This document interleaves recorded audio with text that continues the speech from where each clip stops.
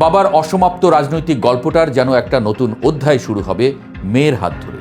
রুমিন ফারহানার জন্য এটি যেমন গভীর আবেগের জায়গা হতে পারে, তেমনি তার রাজনৈতিক ক্যারিয়ারের জন্য হতে পারে এক অভাবনীয় টার্নিং পয়েন্ট।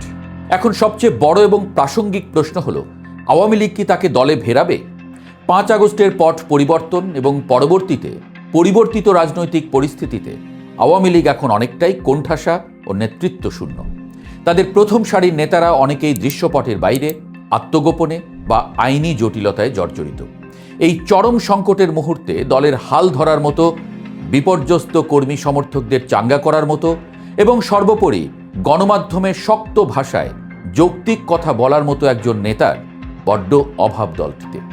রুমিন ফারহানার মতো একজন বাগ্মী, উচ্চশিক্ষিত এবং জাতীয় রাজনীতিতে পরিচিত মুখ আওয়ামী লীগের এই বিশাল শূন্যতা পূরণে দারুণ কার্যকরী হতে পারে।